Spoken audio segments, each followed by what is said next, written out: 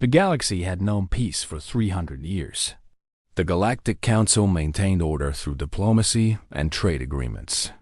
Humanity had joined this council only 50 years ago, and most alien species still considered them newcomers. Young, inexperienced, soft. Admiral Shen Wei stood on the observation deck of the diplomatic station orbiting Kepler 442b. She watched the blue planet below, home to 4 billion human colonists. New Shanghai, they called it, the jewel of human expansion. 17 major cities dotted its surface, each one a testament to human engineering and determination. The Vaxari delegation had arrived 3 days ago. They were a proud species, reptilian in appearance with scales that shifted colors based on their emotions. Their empire spanned 40 star systems, and they had never accepted humanity's rapid expansion into what they considered their territory. The peace talks had been difficult but promising. Chun Wei did not know that thousands of light years away, a Vaxari extremist group called the Purifiers had already made their decision. They believed humans were a disease that needed to be removed from the galaxy.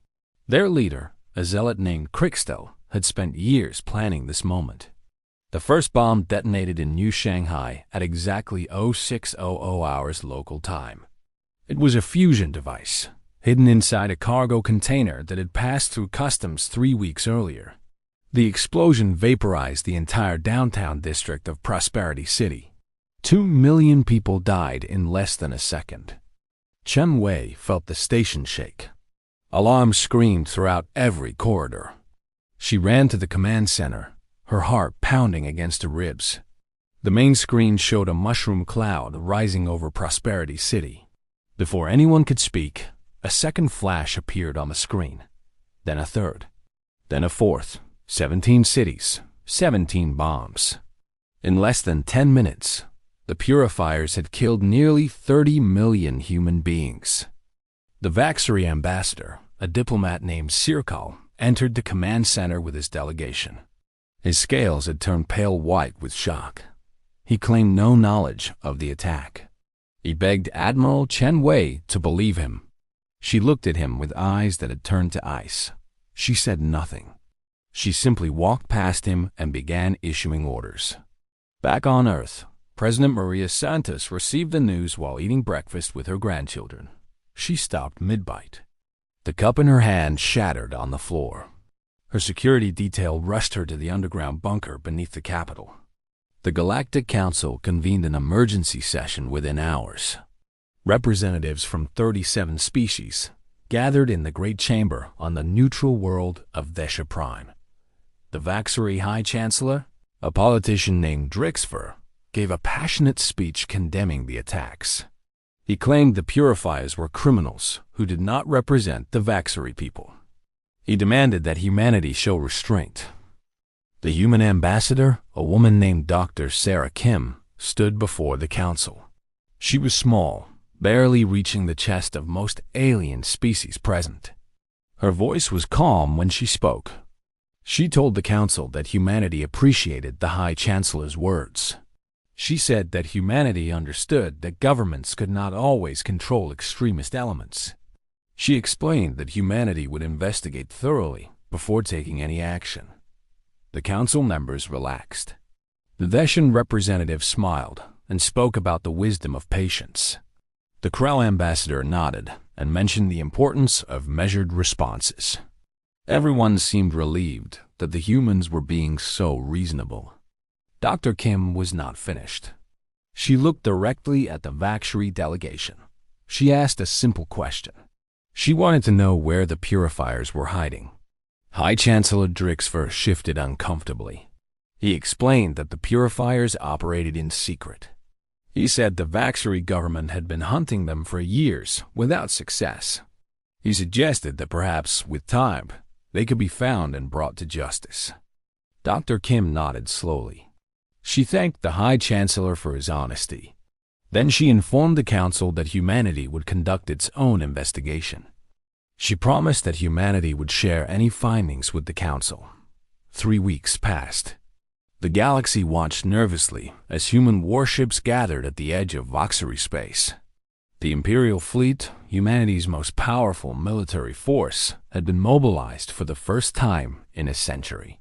147 capital ships, over 2,000 support vessels, enough firepower to crack planets. The Galactic Council demanded an explanation.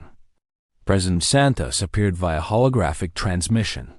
She assured them that the fleet was merely a precaution.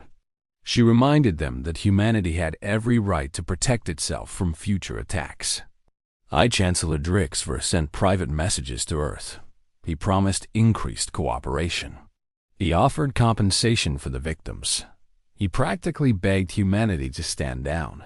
He received no response. Human intelligence operatives had not been idle during those 3 weeks. They had traced the bomb components back to their source.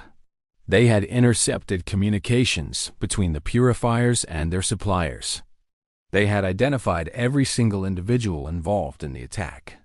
They had found something else too, something that changed everything. The purifiers had not acted alone. Financial records showed massive payments from members of the Vassary government. Communication logs revealed that 3 members of the High Chancellor's own cabinet had provided the terrorists with military-grade shielding to hide the bombs from scanners. The Vassary government had known. Some of them had helped. Admiral Chun Wei received her orders on a Tuesday morning. She read them twice to make sure she understood. Then she gathered her senior officers and explained what they were about to do. The Imperial fleet jumped into Vassary space without warning. They bypassed the border defenses completely, using jump coordinates that should have been impossible to calculate. Human mathematics had always been their greatest weapon. The Vassary home world was called Vaxxer Prime. It held 12 billion citizens, the heart of their civilization. Their orbital defense platforms detected the human fleet when it was already inside their defensive perimeter. High Admiral Krixmar, commander of the Vassary home fleet, scrambled every ship he had. 300 warships rose to meet the human invasion. He sent a message to Admiral Chun Wei, demanding to know the meaning of this aggression. Chun Wei's response was broadcast on every frequency. She read a list of names: 3 cabinet members, 17 military officers, 42 financial officials, 108 private citizens. She explained that these individuals had conspired to murder 30 million human beings. She demanded their immediate surrender. High Admiral Krixmar refused. He called Chun Wei a warmonger. He accused humanity of using the attacks as an excuse for conquest. He ordered his fleet to attack. The Battle of Vaxxer Prime lasted 6 hours. Human weapons technology had advanced far beyond what the galaxy had realized. Energy shields that should have held for hours collapsed in minutes. Vassary ships that should have been evenly matched were torn apart like paper. When it was over, 273 Vassary warships had been destroyed. The human fleet had lost 11 vessels. Admiral Chun Wei did not celebrate. She had more work to do. The orbital bombardment began at sunset over the Vassary capital. Human ships did not target population centers. They targeted military installations, government buildings, the homes of every single person on that list Chun Wei had read earlier. They targeted the hidden base where the purifiers had built their bombs. They targeted the factories that had produced the components. The bombardment lasted 2 days. When it ended, the Vassary military had ceased to exist. Their government had collapsed. Their ability to wage war had been reduced to nothing. President Santos addressed the galaxy. She explained that humanity had not wanted this war. She showed the evidence of Vassary government involvement in the attacks. She announced that humanity would occupy Vaxxer Prime until a new government could be established, one that would bring the remaining conspirators to justice. The Galactic Council erupted in chaos. Some species demanded sanctions against humanity. Others quietly expressed their support. The Veshans called for calm. The Krell suggested that perhaps the Vassary had brought this upon themselves. Dr. Sarah Kim stood before the council one more time. She reminded them of what had started this conflict. 30 million dead. 17 cities reduced to radioactive craters. Children vaporized while they slept. Families erased from existence. She told the council that humanity had tried peace. Humanity had tried diplomacy. Humanity had asked for justice through proper channels. And when that failed, humanity had administered justice themselves. She looked at every representative in that chamber. She spoke words that would be remembered for generations. She said that humanity did not start fights, but humanity always finished them. She explained that any species that attacked human civilians would face the same response. Not because humanity wanted war, but because humanity would never allow such an attack to go unanswered. The occupation of Vaxxer Prime continued for 10 years. Human administrators worked alongside reformed Vaxxery officials to rebuild what had been destroyed. Every single person on that list was captured and tried in a joint human Vaxxery court. Most were executed. Some were imprisoned for life. The purifiers were hunted to extinction. Every member, every supporter, every sympathizer was tracked down and eliminated.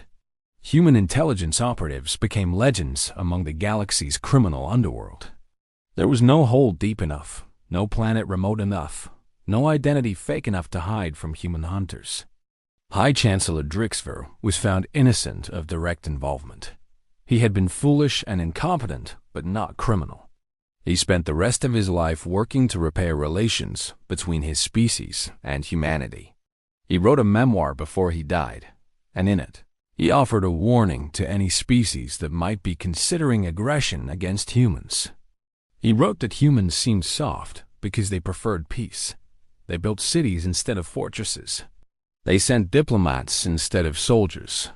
They talked when others wanted to fight. But beneath that soft exterior was something terrifying. Something ancient. Something forged in thousands of years of human conflict. He wrote that humans had spent their entire existence fighting each other. They had developed weapons and tactics that no other species could imagine. They had survived ice ages and plagues and wars that killed hundreds of millions. They had clawed their way up from nothing to become a spacefaring civilization in the blink of a cosmic eye. He warned that attacking human civilians was the worst possible mistake any species could make. Because when humans got angry, truly angry, they did not stop until the threat was eliminated. Not contained. Not defeated. Eliminated. Admiral Chen Wei retired 5 years after the war. She lived quietly on a small farm on Earth, far from the politics and warfare that had defined her career. Sometimes reporters would visit, asking her about the Battle of Vaxxer Prime, asking her how she felt about the destruction she had caused. She would always give the same answer. She would say that she felt nothing but sadness. Sadness for the lives lost on both sides. Sadness that the Vaxxery extremists had forced her hand. Sadness that violence had been the only language they understood. But when the reporters left, when she sat alone watching the sunset, she would think about those 17 cities, those 30 million souls. And she knew, deep in her heart, that she would do it all again without hesitation. Because that was what it meant to be human. To love peace, but to be capable of war. To extend a hand in friendship, but to close it into a fist when necessary. To hope for the best in others, but to prepare for the worst. The galaxy had learned a valuable lesson. Extremists had bombed human cities. The Imperial fleet had bombed their entire civilization. And now everyone knew the price of attacking humanity. No one would make that mistake again.